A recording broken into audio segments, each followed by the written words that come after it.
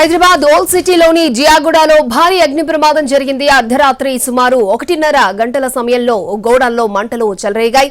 ఈ ఘటనలో నలుగురికి తీవ్ర గాయాలయ్యాయి. క్షతగాత్రుల్లో ఒకరి పరిస్థితి విషమంగా ఉంది. వెంకటేశ్వర కాలనీలో ఉన్న సోఫా కుర్చీల గోడౌన్లో చెలరేగిన మంటలు క్షణాల వ్యవధిలోనే వ్యాపించాయి. మంటలకు తోడు పొగ వ్యాపించడంతో జనాలు భయంతో ఇళ్లలోంచి బయటకు పరుగులు తీశారు. విషయం తెలిసిన వెంటనే 10 ఫైర్ ఇంజన్లతో రంగంలోకి దిగారు సిబ్బంది. మంటలను అదుపు చేసేందుకు తీవ్రంగా శ్రమిస్తున్నారు. జియాగూడలో భారీ అగ్ని ప్రమాదానికి సంబంధించి మరిన్ని అప్డేట్స్ మా ప్రతినిధి రాధాకృష్ణ అందించడానికి సిద్ధంగా ఉన్నారు. రాధాకృష్ణ, సిచ్యువేషన్ ఏంటి? పక్క ఇళ్లకి కూడా మంటలు వ్యాపించినట్లుగా తెలుస్తోంది. పూర్తి డీటెయిల్స్ అందించండి.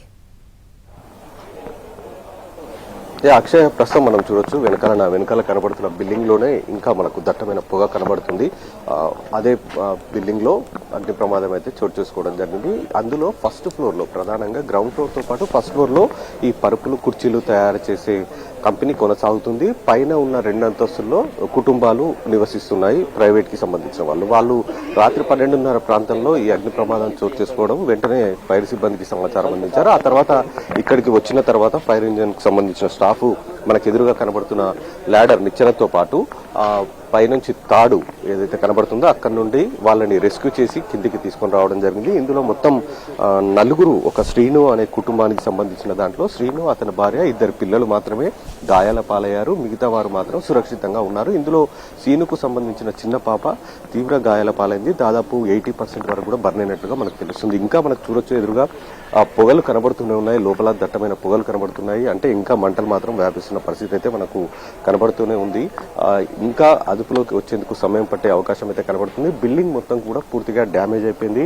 అది ఎప్పుడైనా కూడా ఇబ్బందికరంగా మారిన పరిస్థితి అయితే ఉంది. ప్రధానంగా ఈ పరుపులు ఇవి తయారు చేస్తున్నారు కాబట్టి వాటికి సంబంధించిన ఫోము మిగతావి ఇక్కడ ఉండడంతో ఈ అగ్ని ప్రమాదానికి సంబంధించిన తీవ్రత ఒక్కసారిగా పెరిగిపోవడం జరిగింది. ఆ తర్వాత చుట్టుపక్కల వాళ్ళని కూడా అందరినీ ఖాళీ చేయించడం జరిగింది. ప్రస్తుతం 108 సంబంధించిన వారు, డాక్టర్స్ ఉన్నారు. మీరు వచ్చినప్పుడు ఎట్లా ఉందండి సిచ్యువేషన్?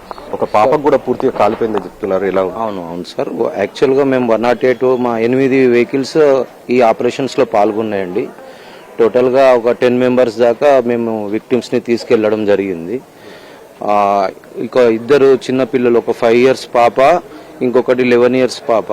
వీళ్ళకి సివియారిటీ ఎక్కువ ఉంది. ఉస్మానియాలో అడ్మిట్ చేయడం జరిగింది.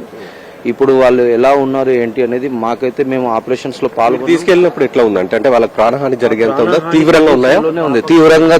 ఒక పాప మాత్రం చాలా తీవ్రంగా గాయపడి ఉంది. సఫకేషన్ తోటి సఫర్ అయింది.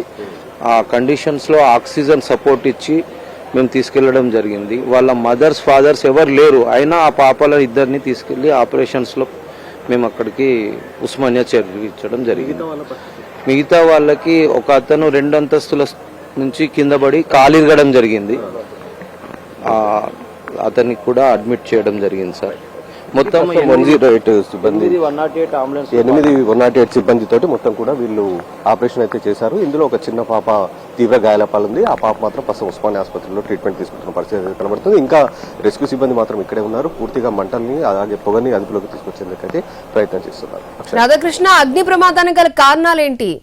ప్రధానంగా మనం అగ్ని ప్రమాదానికి సంబంధించిన కారణాలు కనుక చూస్తే ఫైర్ యాక్సిడెంట్ ద్వారానే, అది షార్ట్ సర్క్యూట్ ద్వారానే ఈ ఫైర్ యాక్సిడెంట్ జరిగి ఉండొచ్చు అనేది అనుమానం వ్యక్తం అవుతుంది. అలాగే షార్ట్ సర్క్యూట్ ద్వారా మంటలు అంటుకోవడం, ఆ తర్వాత మొత్తం కూడా స్పాంజ్ తో పాటు ఇతర కాటన్ కి సంబంధించిన మెటీరియల్ ఎక్కువగా ఉండడంతో ఆ మంటలు అనేవి ఒక్కసారిగా వ్యాపించడం జరిగింది. ఆ దాని ద్వారానే ఇంత ఎఫెక్ట్ మనకు కనబడుతుంది. ఇప్పుడు ఇంకా మనం చూస్తున్నాం ఆ పొగలు ఇంకా అంత భారీ స్థాయిలో రావడం అనేది ఈ స్పాంజ్ తో పాటు ఇతర మెటీరియల్, ఆ పరుపులు కుర్చీలు తయారు చేసే మెటీరియల్ ఏదైతే ఉంటుందో ఫోమ్ లాంటిది, దానికి సంబంధించిన మెటీరియల్ ఎక్కువగా ఉండడం ద్వారా ఈ సమస్య ఎక్కువగా, అంటే ప్రమాద తీవ్రత ఎక్కువగా పెరిగింది. అలాగే ఇక్కడ ఊపిరి పీల్చుకోవడానికి కూడా చాలా ఇబ్బందికరంగా ఉండడంతో చుట్టుపక్కల వాళ్ళందరినీ కూడా వెకెట్ చేపించారు.